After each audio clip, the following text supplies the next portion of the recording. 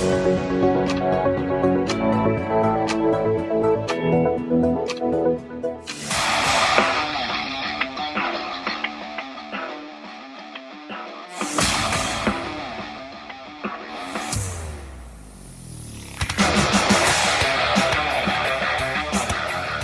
good morning. Here's a word from our sponsors. Hi, this is Gail Rubenstein, the founder and CEO of Retail Resilient.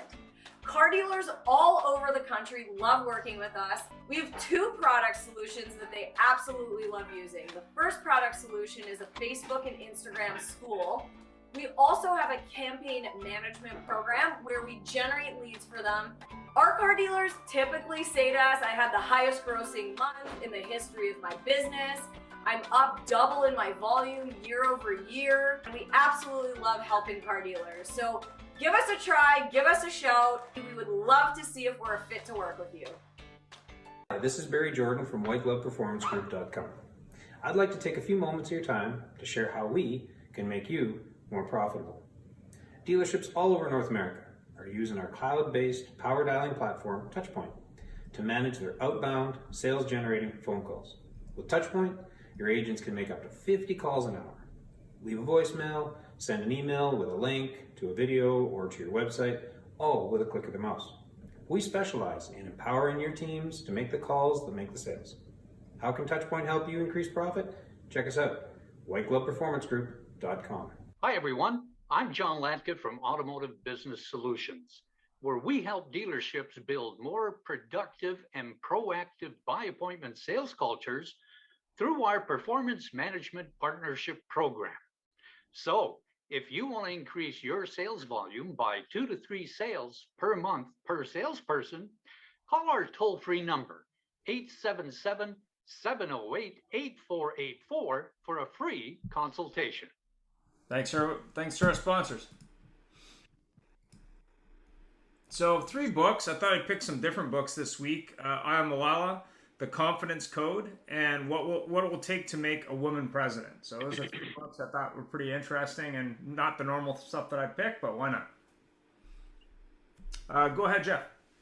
Good morning, everybody, and thank you for joining us. We're very pleased to welcome you on this post-Labor Day Tuesday.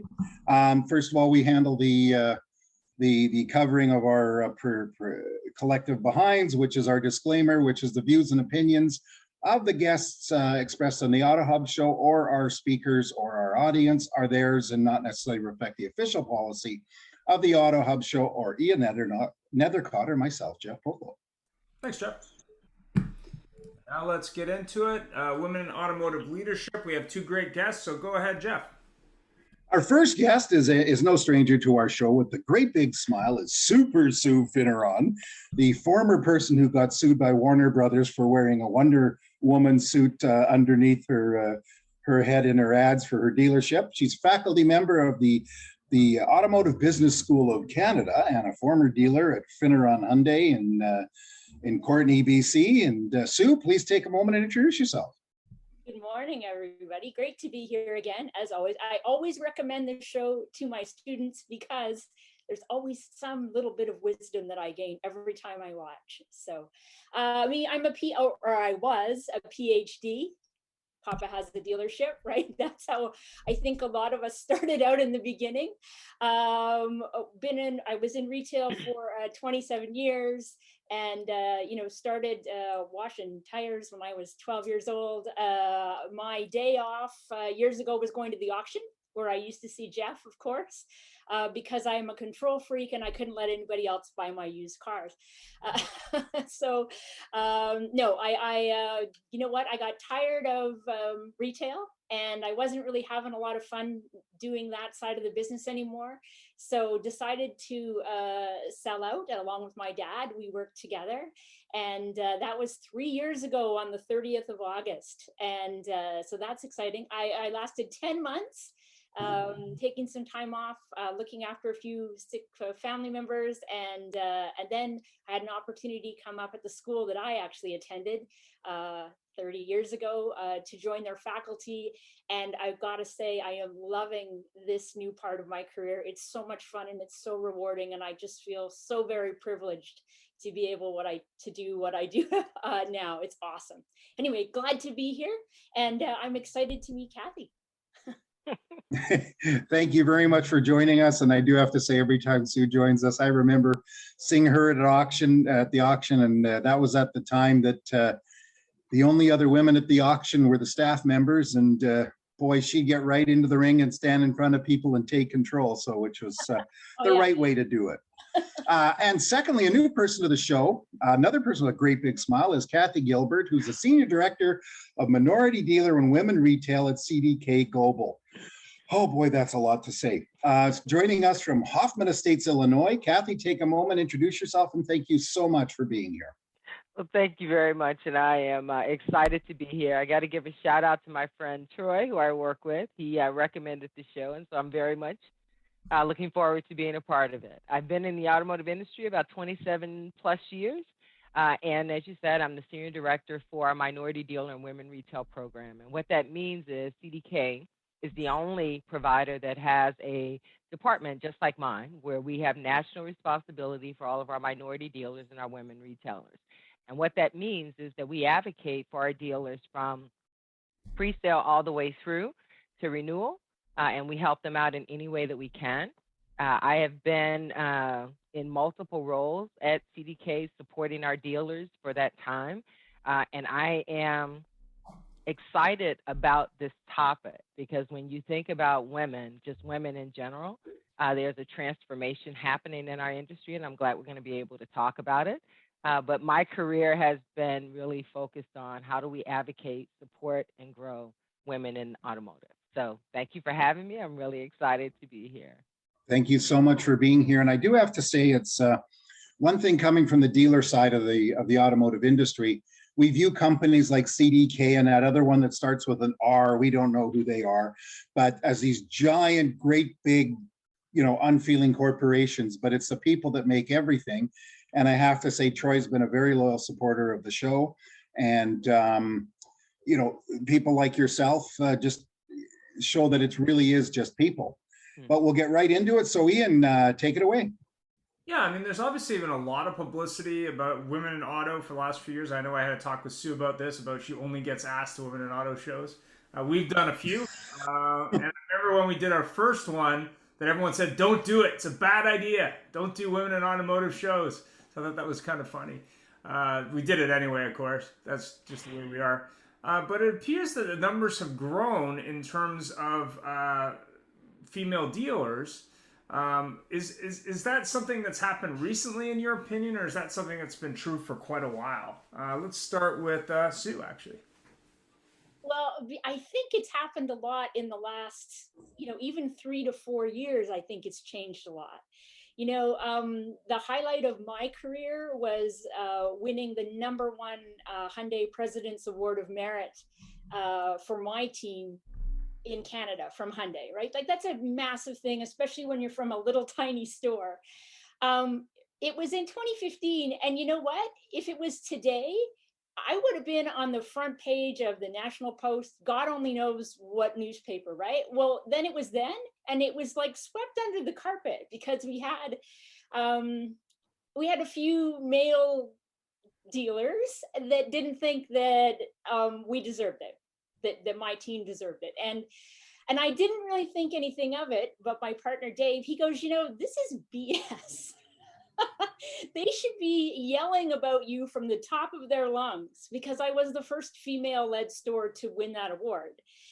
And they didn't. And today, I even in this very, very short time period, it's just become exponential, I think. And I think that having people like Kathy that are actually concentrating on getting women in the business, that is making a difference. Interesting. And what do you think, Kathy, on that? So I would tell you that over the last 5 years, I think I've seen more change than I have probably in the last 15. But I will tell you, we still got a long ways to go. I think what's happening is we're starting to get more women that are interested in the business. And like Sue said, where you come in and you're part of a family business. And so one of the key things that I see is women that are stepping in, and it is a male-dominated industry. And so you also have fathers that are starting to look at, do they want the same for their daughters that are now kind of stepping into this business full force. So we CDK does surveys. I've been doing surveys over the last 5 years, and we see that the number of women is still about the same. We haven't had any major shifts in terms of women that are employed at the dealership. But what we are seeing is that those progressive dealers are starting to pay more attention to how they're hiring, how they're recruiting, how they're developing and encouraging women that are in their space and in their dealership. So I would tell you that the numbers are looking good. The awareness is good, but we still have a ways to go. We're not where we need to be yet, at least in my opinion. Well, there certainly was a time that a dealer, when they reached that point of deciding to slow down, if they had a daughter, they weren't considering the daughter to take over that role. And now, of course, one thing that we see a lot is we see, women running dealer groups that actually there's one that comes to mind who her family group got taken over by a group, and she's now the CEO. But you think I can remember? I can't. But so leading into that, we mentioned it's always been an old boys place, and you're both among the group that broke that stereotype. I mean, my gosh, 27 years, 30 years for people that are 35 years old. I just cannot imagine how you started so young. But so how great a challenge is that? I mean, you guys, you both are part of the term, the break in the glass ceiling. But is it an easier thing today for women leaders in the industries, or is it still a big challenge? Go back to you, Kathy. I would tell you it's still a big challenge. I think because of the awareness, you're starting to see more women that are working together. Women tend to kind of stay more intimate with their dealer friends, their dealer groups, as opposed to inviting in vendors like myself. And over the last 5 years, we saw women starting to encourage vendors to come in, show them, work with them. And women tend to work well with each other. They'll share reviews. They'll share their feelings about certain things. And I'll tell you what I like most is as you start to develop mentors or coaches or other women that you can talk to, those strong networks, then you see that our network of women continue to grow. The challenge is really for me, or at least it was, in finding that community of other women that I felt comfortable enough having a conversation where I knew that they would be straight and they would tell you how to do it. I remember in my earlier years, one of the things a woman said to me was, well, just do it like the guys and then you'll be okay.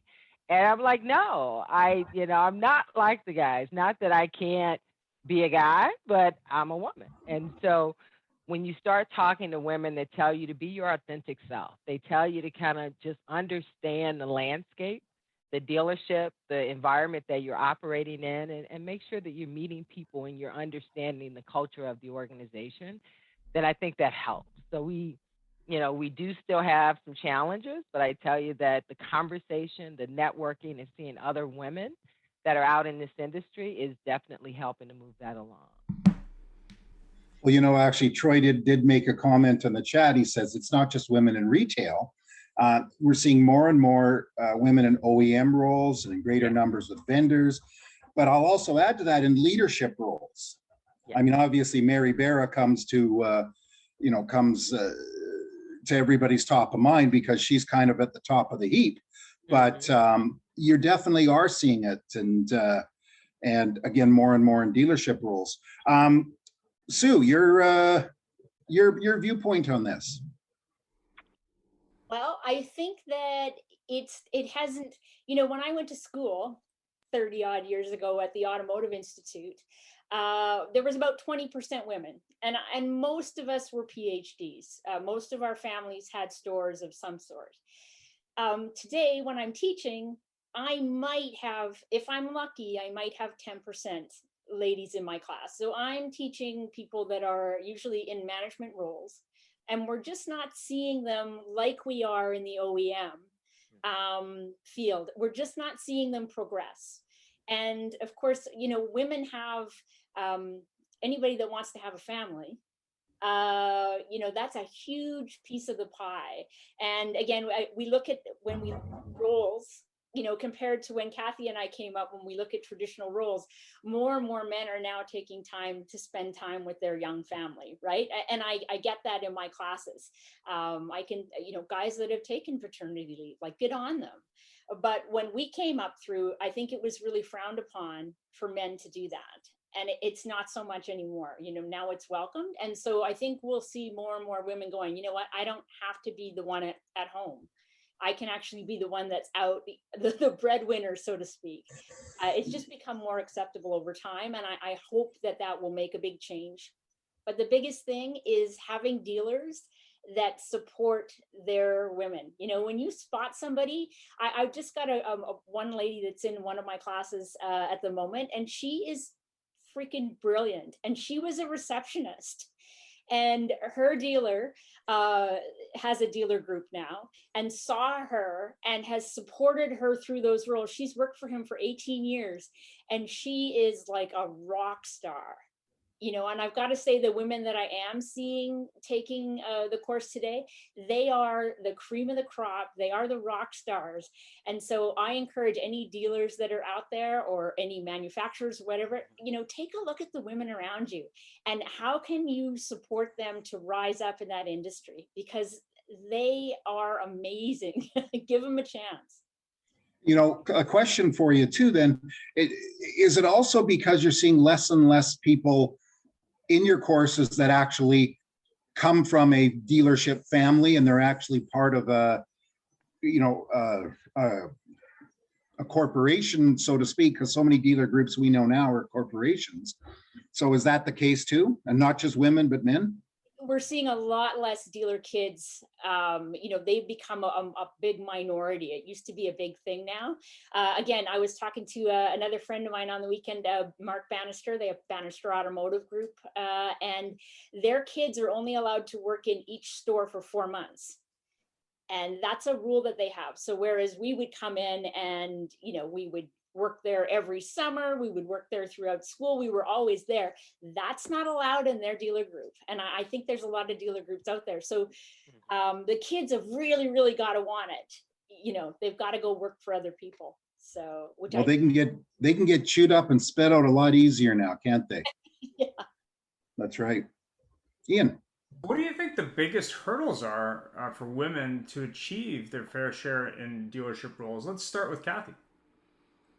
I think the biggest role is when you are working at an organization where they have the right culture, right? So in that dealership, as Sue mentioned, you got to have a dealer that is supportive of the women that are in his organization. So that I've seen a lot, because there was a study that talked about 90% turnover in sales.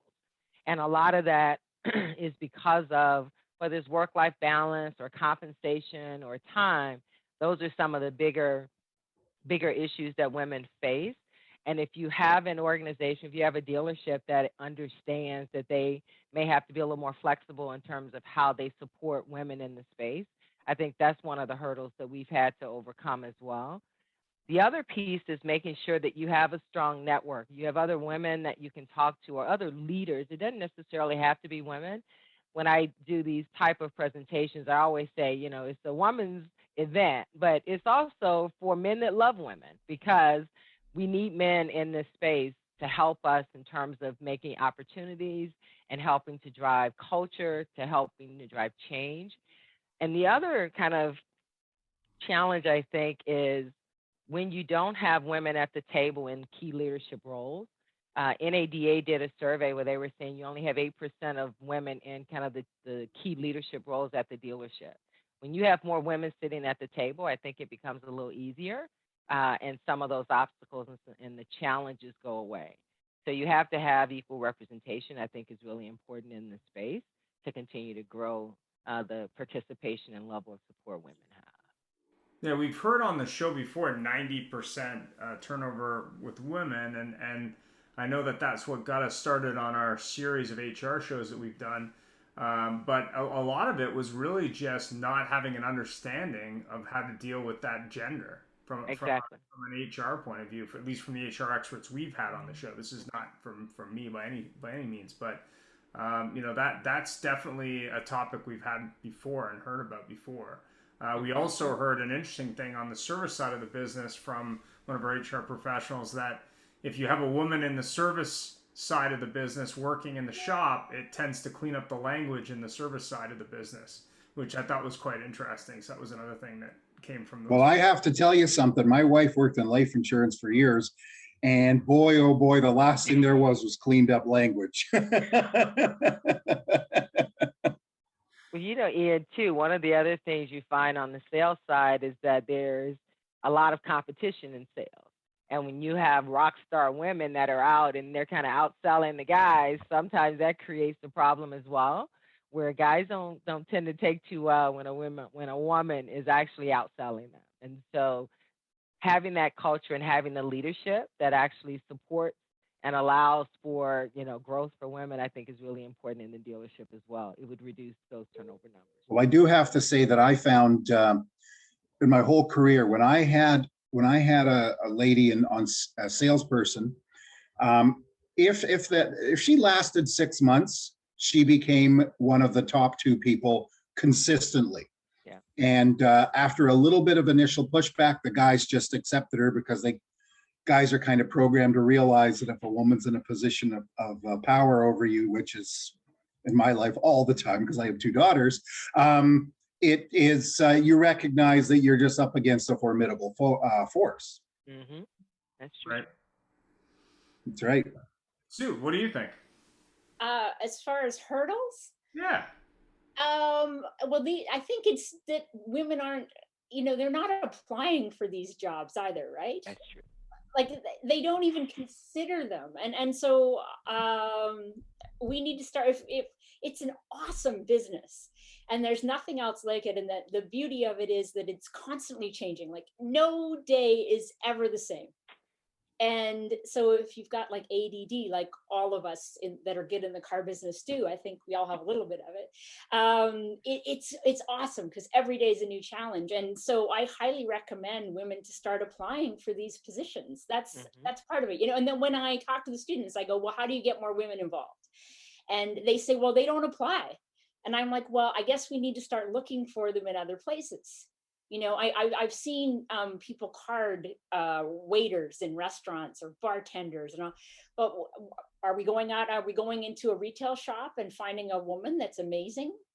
Somebody that works in a menswear store maybe, or we need to start actively recruiting women. And I know that that's not a hurdle for us, but I think it's why we just don't see them. That's what my students tell me anyway.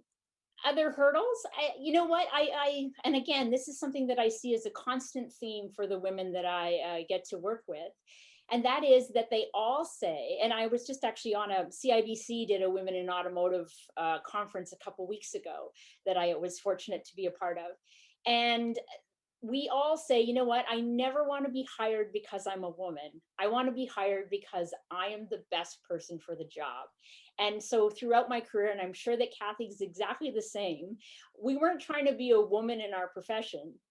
We were just trying to be good at our jobs. And any women that are successful, that have made it, to the top, that's what we do. That's what we did. And I think any women that had an attitude of, I'm going to be a woman in this business and I'm going to show those men, they didn't make it. They're part of that 90% on the sales floor that got out. And also, Kathy also mentioned trying to be your authentic self. I think I also see women, especially on the sales floor, they try and fit in too much into the boys' crowd, and they forget about doing their own job, and they're trying to fit in too much. And I think sometimes that can also be a failure. I've had that happen on my sales floor. Again, my top 2 salespeople ever were both women, and were career car salespeople. And I was very fortunate that I had both of them in my town, the top 2 ladies, although at times we had our moments because women were proud. We can do this sometimes too, right? One other thing, emotion. And this was an interesting comment. I was marking assignments yesterday and I was like, oh my goodness, how good is this? And it was about your personal leadership philosophy. And this woman had said, I had to learn to take emotion out of my business dealings. And so obviously as women, we deal with things emotionally many times, and we have to kind of reel it back a little bit, to still be, it's a fine line. I'm sure you would agree, Kathy. Yeah. But emotion and the way that we deal with emotion, I think is a big thing for us. Interesting. Well, you mentioned ADD. I've always called it CADD. That's car attention deficit disorder. And if you grew up in a dealership, you spent your life looking for ups. And you did this, and you needed to get that up if you were a salesperson. After you go into management, you're looking for ups because you want to make sure your salespeople take care of the ups before they leave. And you're also sitting there making sure that nobody else lets that person leave, and you're watching your staff to see if they're doing that instead of standing in the circle. So it's definitely mentioning my wife again, her biggest complaints is you're sitting for an anniversary dinner and you're going, oh, honey, and then you're going, looking around. So there was a comment from Jim, but sorry, go ahead. I was just going to say it's funny because I was a listener. My office was, I couldn't see everybody, but I could hear what was going on. And so now when we go out for dinner, I'm listening to all the conversations around me, same thing. And he goes, how do you know that about that couple? I'm like, well, I was listening. Oh, well, because you got to listen to what's going on at the table next to you. I had a dealer that taught me, well, I didn't learn, but his philosophy was take his Venetian blinds in his office and turn them to the point that he could look out, but that people couldn't look in. And unfortunately, he was a micromanager, still successful today, but you know the story there.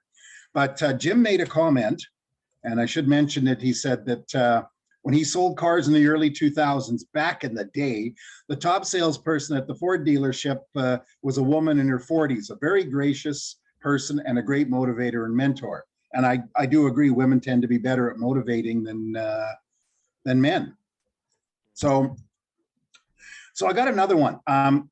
Referring to the video we ran, and I have to say, Sue, that if you use that video, you must defer the fact, because I have now copyrighted the use of that in training automotive salespeople. I just got the email from my lawyer, and it was so brilliant because because all these things. I mean, Grant Cardone, who's my favorite person to pick on, has a plane because he's taught people these words.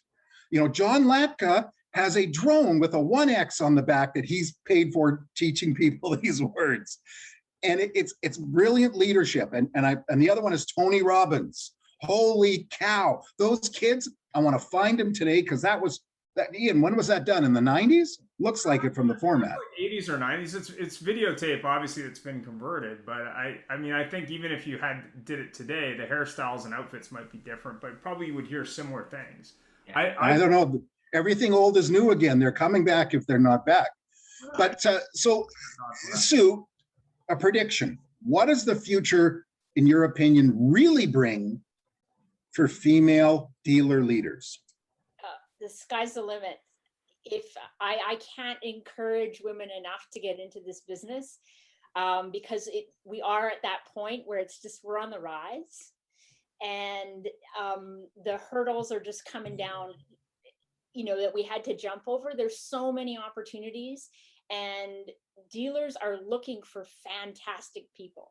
Well, and everybody's looking for fantastic people. So if you have a passion and for learning, especially, you don't even have to love cars, really. I know lots of people that are in our business that don't love cars. I'm not one of those people, but if you love working with people and you just have a passion about you, I can't encourage women enough. Now is the time. Get out there and get involved. But you did mention that you're seeing less women in your classes now, or in the classes from when you were starting them. Yeah, and again, I think that's going to be a culture shift. And we do talk a lot about, looking at, look at that parts runner. Again, I had a parts runner that was a young woman, and eventually she became my parts manager. But again, and she was brilliant. And it's just seeing the things in people that we do, because I know dealers see it in their younger men. They just have to start looking at their younger ladies with the same, vision, I suppose, and support them through it, and just make it happen. And I can't encourage women enough to get involved in this business, because it's fantastic, and it's been great for me, and I'm still loving it. And it's funny, I take this point and I kind of think to myself of people I've known too, that male dealers or leaders in many cases don't take women as having this business being a career choice. It's almost like they think they won't do it long term. Am I wrong? And I don't, that's not how I think, because I never did, but. Again, I think it's old school thinking. I think a lot of the older dealers out there that are now retiring and moving on had that thought, well, I'm not gonna encourage her up, because she's gonna want to go and get married and have kids, and then we're gonna lose her, and we're gonna have to pay for mat leave. And I can say that my dad was one of those people. So I know, those old school dealers are moving on, and there's a young crew coming in and coming up, and they're ready, and they're looking at hiring the best person for the job. And I'm just going to ask you one more question on this, and then, because I see Kathy's going, I want to answer this one. But is it also a case too that, and you kind of alluded to it earlier, there's less and less succession of dealerships to the next generation, of which may include female in there, or women in there, trying to be very nice in the way I said, don't want to be snide. But do you think that also is affecting the fact, because of course now you're getting dealers that are retiring, and instead of having their child, whatever they are, male or female, take over the store, they're selling off? Yeah, but I mean, I think the big thing is that we're getting fewer and fewer single point stores, right? The single point stores becoming extinct.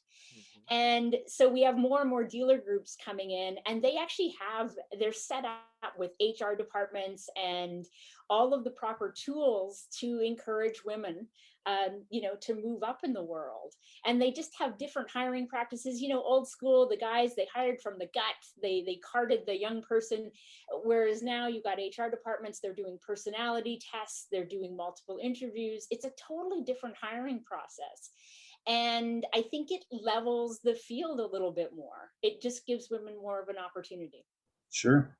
And Kathy, so I will turn to you, but one thing I want to mention, because I noticed, or not noticed, part of your job is also minority dealers.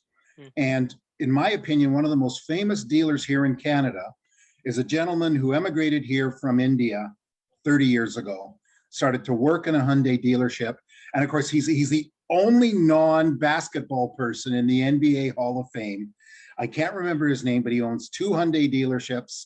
And again, minority, which part of it comes from his work ethic back home, and probably came in when there was a lot of turnover into next generation dealers, and showed a lot more, desire to make it happen. But that isn't the biggest topic of our show. So tell me, in your opinion, where am I? I lost my question there. What does the future bring for women dealers? So I would break it up into a two-part answer. I would say, let's talk about women, and I think let's talk about dealers. If I look at the dealership community, I think one of the biggest things is really the diversity and inclusion piece of it. You spoke about minorities, and I have been supporting minorities and women most of my career. And what I would tell you is that minorities run into the same challenges that our women dealers do, which is why that's been a big focus for CDK. So when I look at kind of what does the future hold, I think a lot of it depends on the dealerships just being more inclusive. I also think it goes back to a comment that Sue made about if you're looking and hiring and you're not getting the talent, then you got to go to, fish in a different pond. And some of it is on the social side as well, because so many times if you look at ads, right, just an ad, I'm trying to attract more women, but my ad has males in it. It's like, where's the woman? Where's the face, or where's the image of the person or the people that you're looking to include. So I think from a dealership perspective, it's really important that if you're looking to bring more women in and if you want your environment to be more women friendly, that you also have to look at what does the face of your advertising, what does the face of your dealership say.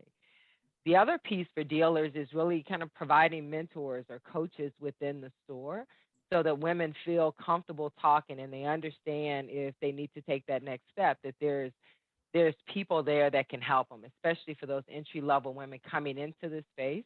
So they don't come in and feel like they're isolated, they're by themselves. And then before you know it, they don't see a future in automotive. I remember when I started years and years and years ago, that was one of the concerns for me. There wasn't a lot of people that looked like me. And so the dealership embraced me. The dealers that I worked with, they embraced me. They made it comfortable for me to ask questions and for me to grow within the space.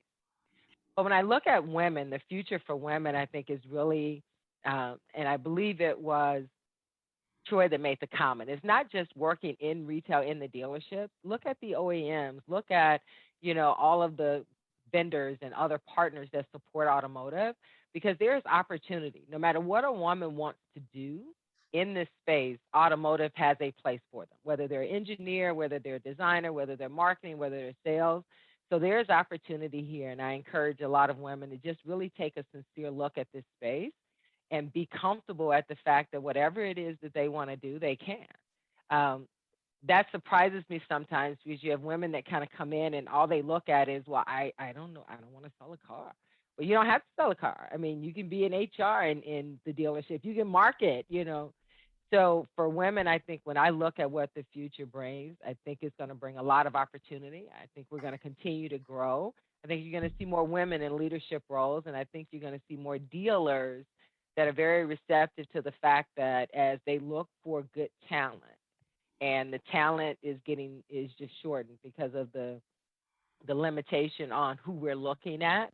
If they start looking, and when they start looking at women, they'll find that there is a significant untapped resource out there for women that want to do this business and can do it very well. Well, I have to say that there's one thing that you don't come across that, well, in my opinion, you don't come across with women is, I don't have a job, I need to work, oh, I'm going to go sell cars. And there's a lot of men that should not be selling cars. And there's not a lot of women, in my opinion, there's not a lot of women that fit that role. Because if you get into that world, it's because you can succeed. Yeah. And, I mentioned my wife again, when she sold life insurance, man, boy, I wish I could have got her selling cars, except the dealers I work for wouldn't let me hire her. Mm-hmm.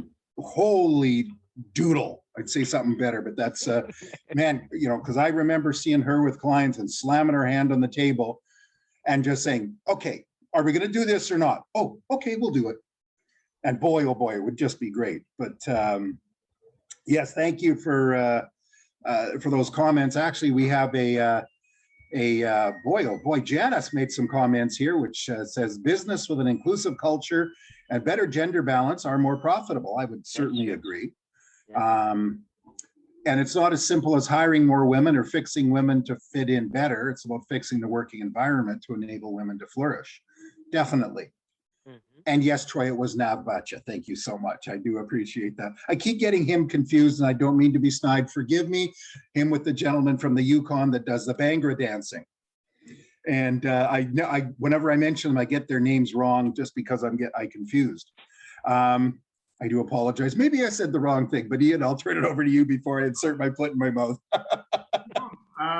If you were starting out in business today, what would you do differently, assuming you would? What advice would you give women looking to join the retail industry? And let's start with Sue. Oh, good one. You know what? I would go and I would have worked for other dealers. I came right home from school and our F&I manager had just quit and I ended up in the F&I office right out of university and because of desperation. And then you just get rooted in your community and all that sort of thing. And I wish that I'd had the opportunity to go and work at a couple different stores. Again, today with dealer groups, you can do that within your dealer group. And you learn so much from working with other people that I would definitely, recommend that. Do your research. do the research about the dealer group or the dealer that you're going to work for. If you know somebody that works for the group or, works for that dealer, talk to them. I think that Kathy had a great point about being able to talk to other women in business. Of course, I don't think we really had that. One of my dearest mentors, Phil Dagger, just passed, and he was like, when I had issues, I'd go see Phil at the auction, and he'd sit me down and go, calm down, it's going to be okay. So I think having that mentorship, and I have always put my name out there. You can find me on LinkedIn if you're a woman and you're having issues, or hey, if you're a man and you need to know how to deal with women, please, by all means, feel free to contact me. And I just want to encourage young people getting involved. But yeah, do your research. Biggest thing. Thanks, Sue. Kathy? So I would say starting today versus 25 plus years ago, there's so many more channels available to us. So I would say definitely you want to network with other women, join an organization where you have women like Women in Automotive or Leading Women's Network with Automotive News. There are organizations out there that can support women and will give you kind of that network that you need to get started. I would say secondly, don't be afraid to be courageous and to step out and to talk and ask questions, because the more you ask questions, the more you can find that automotive is a place you can make a home. But if you only think of automotive as this one little piece, so many times you look at that one piece and then you decide it's not for me. And so again, there's so many opportunities that are here. I would say the other thing is to network. One of the things I didn't do was all of the people that I met early on that were in kind of the same spot I was in, trying to figure this industry out and trying to make a name for myself in whatever capacity you did that. I didn't really network with them the way that I would if I were going to go back and try it again, because those are the ones that you meet down the road that have different experiences that you can share and you can learn from. And they also bring really good advice about how to navigate automotive in this space. And so the biggest thing, to Sue's point, do your research, understand that this industry offers a lot, and then really be truthful with yourself and authentic about what it is you want to get out of the industry. And I think you can find it. I, too, am out, not as much on social media as I would like to be, but people do know me. And so I offer myself as a mentor or coach to any woman that is looking, or a man for that matter as well, that are looking at trying to understand this industry or trying to navigate. So it's always a good opportunity to talk to a young lady. I was at a conference, a Women in Automotive conference about 3 years ago, and there was a woman that walked up to me, and she was very timid she was a service manager, and she was trying to move into the director role. And the organization saw potential in her, but she didn't see potential in herself. And so I just encouraged her to, look, if this is something you enjoy doing, go do it. She came back that following year and told me she had been promoted, and there was a lot of opportunity that was available for her within the organization. So women have to be comfortable stepping out. We like to be 90, 95% confident in the decision before we do it. You can't always be 90, 95%. Opportunity kind of hits and you got to take advantage of it. And so that would be my advice. Take advantage of the opportunities that come, do your research, and then just be ready when it happens. So I wanted to ask a question to both of you too. Do you think the industry, do you think the industry in a whole does a better job of recognizing the opportunities for women once they're into it and needs to correct their ability to attract women to the industry? And if that's the case, is it more in the OEM or supplier side or the dealership side? If it isn't, please tell me.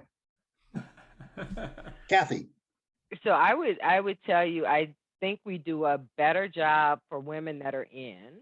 Now this is kind of all relative, because I think we still have a whole lot of work to do.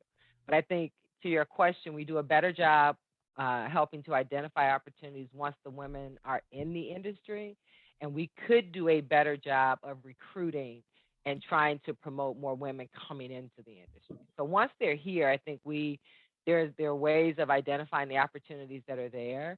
But I think there's so many women that are out right now that would be valued by an opportunity in automotive that they don't know about, that the networks aren't there to really kind of help share those opportunities.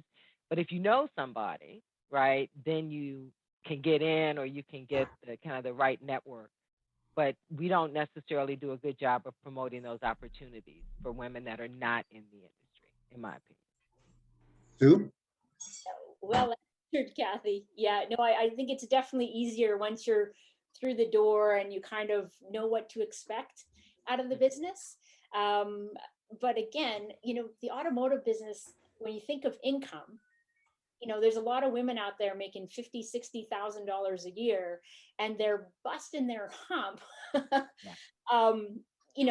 for that small income, and they don't understand that there's so much, there's a lot of money to be made in automotive on both sides, and you just need that leg up. But again, they need to know, like Kathy said, that it's not just selling cars, it's not just parts or service. There's so many other facets to the business these days. I think is it like 1 in 7 jobs in Canada is automotive related? Like, that's huge, right? It's massive. So yeah, just look for them in unexpected places, especially when you're looking at management roles. Don't just put the ad out, like Kathy said. And the other thing is, are we targeting our ads towards men? I think that's a really good point. Whether there's an image in it or not, we have a different vernacular. Yeah. And so, if you want to target women, get a woman to write the ad. Simple. You just answered my question. I was going to ask you, how do we do it? But it's true. It is. Mm-hmm. Yeah. I think that's a brilliant thing. It's kind of ironic, because I would say, and this is probably a generalization, but I would say that a large percentage of human resource professionals are women. So I would assume they'd have some input in writing those ads. Not always. No, you're right. Not always. I know the groups I was in, we had HR managers and, basically the ownership, who were men, told them just, support the GMs. And the GM said, well, okay, well, I'll go to my sales manager. I never did that because I was always the best ad writer. But the GMs would just go to their sales manager, put up an ad in the paper. And they put an ad in the paper, the HR person come and say, that's not really right. And for people, period. And the GM would go, yeah, okay, thank you very much. Yeah, I appreciate your input. So yeah, it's a question of everybody getting respect, I think, for the position and then the person, or actually it's the person, then the position, truly. Because there's a lot of bad HR managers, male and female, a lot of bad GMs, male or female, and, probably better female ones than male anyway, so. And is there a specific place to place ads that might tailor more towards women than men? Oh, good question. I think social media and actually doing a verbal video like this and actually talking to people one-on-one instead of the written word these days, get on LinkedIn, Instagram, Facebook, a little bit of a different crowd, because we want to encourage youth, right? TikTok, you could have a lot of fun with a TikTok video for recruiting, totally off the wall, but get creative. It's a big thing. And I would tell you, if you look at like the women organizations that are out there, because there's an organization, Women in Automotive in Canada. And so there are organizations where you could post a job, or you could at least share the opportunity, and that would be shared among the members. So there are ways to do it where you can partner with some of the women organizations that are out there. I do need to address something. There was a little bit of prejudice here because you're saying now Facebook is older people there, Sue, or? Hey, I'm one of those older people. Okay, Ian, I think it's time we do an AutoHub show TikTok. A TikTok show? Oh, not a TikTok show. We do a TikToks for AutoHub show on TikTok. And then we got to do this stuff. Yeah. Janice had some comments on how come we can't keep women in auto once they're there? So any thoughts? Yeah, I think it starts with the culture of the organization. So if the culture of the organization is inclusive and supportive, women tend to stay. If the culture is not, and then you add in the flexibility to make sure that they have work-life balance or the compensation, I think that plays a big part in it. But again, a lot of it is, in my opinion, where you have women that don't really know that there are others in the organization. I can't tell you how many times I've gone to a conference like NADA and run into women that live in Chicago, where I live. And it's like, well, wait a minute, how come we didn't connect? So that community connection, I think, is important as well, because women look for support. They like conversations. And what CDK has been doing a really good job of is reaching out to our other women dealers that have been in the industry to provide advice, to share their stories. Because if I hear that, yeah, you went through a couple bumps, Ian, but look where you are now, then I'm okay with a couple of the bumps that I'm going through now. But if I don't know that I get through this and I can come out brighter on the other side, sometimes women tend to look for an easier path versus trying to continue on in automotive. Interesting. Sue? Good point. Yeah, no, great point. Just again, it does come down to that culture and support, and having somebody, just as Kathy said, having somebody to talk to. And I think sometimes dealers hang on to people that they shouldn't be hanging on to. And, that person can be poison, right? So if you've got new hires that are just getting spat out, man or woman, you need to be taking a look at why that's happening. Again, if you're losing people, exit interviews are massive. Just basic hiring stuff when you're checking your culture. I don't think, I grew up, again, when I first started working at our dealership, our coffee room was wall-to-wall pinups, right? Do you remember that? Like it was like the whole wall, unbelievable. And I remember at a time when they had to take that down, and all the car calendars all of a sudden just became cars, and there weren't women on them anymore, right? It's a totally different world today than it was. And I think that the younger people that are coming up are very, very aware of being inclusive and diversified in their hiring. It's just a part of who they are. And they're very, very aware about work-life balance. Whereas I don't think those in my generation are as much so. Like the younger people coming up, I'm so excited for them. As I say, I think cultures within stores are getting better and better. Of course, there's going to be those one-offs that aren't like that. But I think generally from what I'm seeing, who I'm working with, I'm just excited to see where they take it next. Yeah. I quite like that comment, because those of you who watch us and listen to us regularly know that's one of my the bees in my proverbial bonnet is this industry is called, all in or all out. And, but the most successful people that I've seen were usually the ones that said, look, I'm good at what I do, but I need my life. And the people that demanded the rest gave in because they realized it. And we do have to change with that. And I have to say one thing, that women are better at that. They're better at saying, I want a life. I don't want to give everything. And as you say, Sue, our generation was, you judged your employees' loyalty by the fact that they would work when it was their kid's birthday.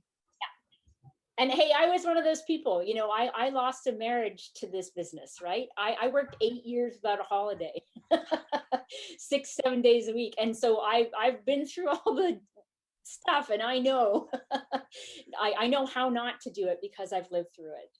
And here's something you'll never hear in the car business. A buddy of mine retired from the, I'll call it the oil and gas industry, but he was in the lubricant side of the business. And he retired, and he got 18 months. He retired 18 months early because of unused vacation time. In the car industry, it says, oh, thanks a lot. Bye. There's the new guy. Can you train him? Ian, we're getting late there. Sorry. 18 months? That's crazy. Oh, I know. And he just holidayed. Yeah, wow. Anyway, since it's the time, we're out of time. Any final comments? I would just say thank you for the opportunity to be on the show. These are the type of shows that will help us to advance the role that women have in automotive, because you're asking the questions and you have, I look at the two ladies here, so, we're in the minority, but I hope that will soon change. So thanks for the opportunity. Make sure to reach out to Janice. She's a regular on the show and also owns a female-owned business in automotive. Okay. And built it from the ground up. And built it from the ground up, and she's been in automotive a long time. Her husband's a mechanic. And I do need to do a little bit of a plug for our very good friend, Mr. Latka, that in Halifax, Nova Scotia, a great vacation place for Americans, and a place that Canadians look at and go, where is that? They're having an HR workshop October 6th, celebrating the 2 R's of the automotive industry, recruiting and retaining. There you go, John. I want 10%. Thank you all. Have a fantastic, healthy, safe week. And let's go make lots of business. Kathy, thank you for joining us. Sue as well. And please share whatever we send you to all your networks, because that helps us. Thank you. Thanks, everybody. Take care. Bye-bye. Bye, everyone.